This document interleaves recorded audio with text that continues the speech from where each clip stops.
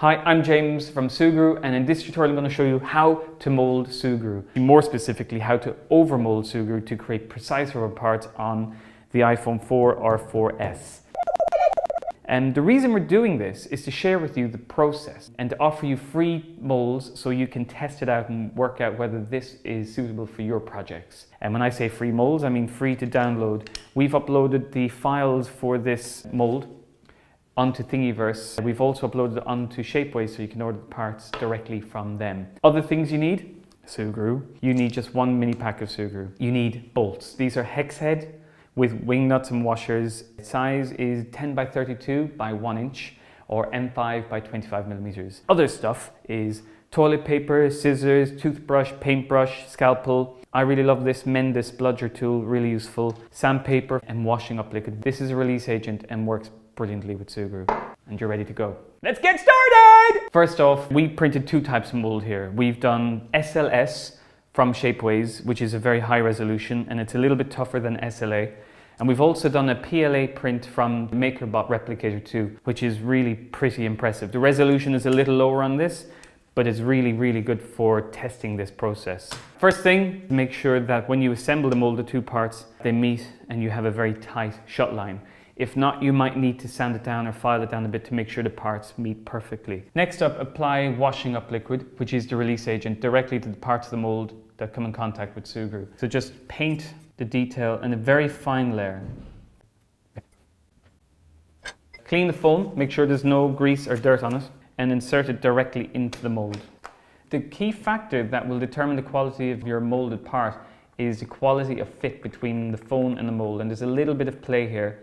So that's going to give us extra flash, but that can be cleaned off later. Then assemble the mold, just pop the second part on and insert your hex head bolts into the back, pop on the washer and wing nut. I love wing nuts. For this demo, I'm just going to do one corner. Make sure that the two parts of the mold are lined up and then apply pressure, not too much, to the wing nuts. And that's ready to charge. And when I say charge, I mean put Sugru in. So just cut open the pack.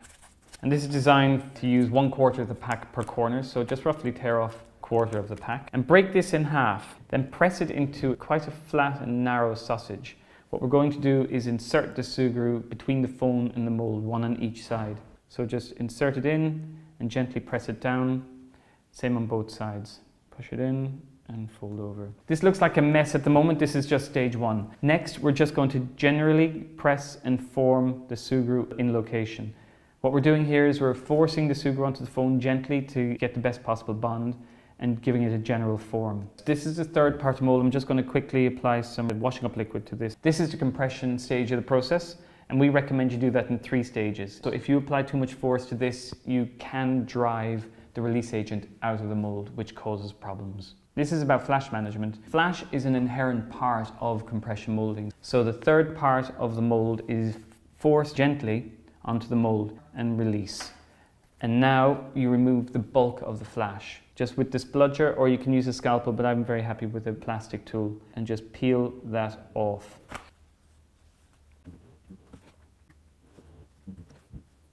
Apply a fresh coating of washing up liquid to the third part of the mold, and then compression number 2.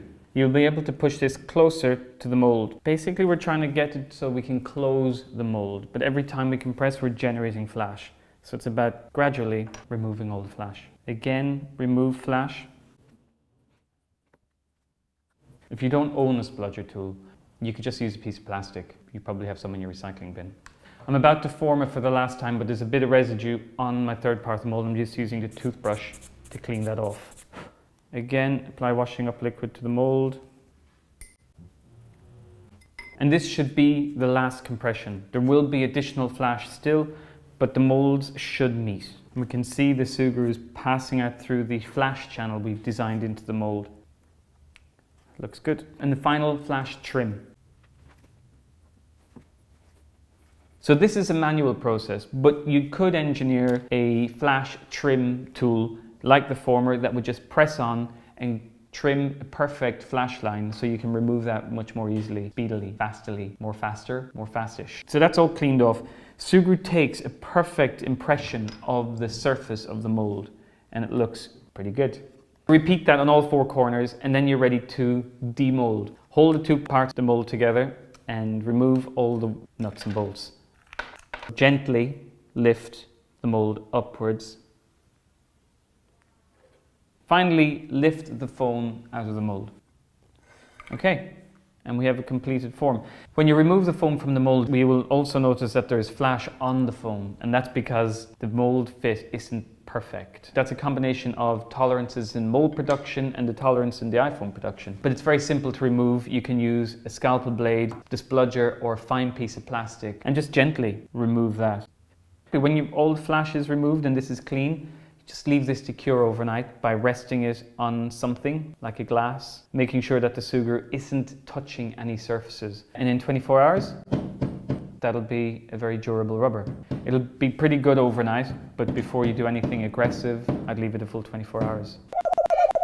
So this mold isn't perfect. It could be designed better, it could be easier to use, it could produce better parts, but it should give you a really strong understanding of the process and the potential challenges for designing your own molds for your own projects. So we've taken it this far, and it would be amazing if other people evolved it, improved it, made it better. If you're a professional, you might need our MSDS or TDS. These are downloadable straight from our website as PDFs.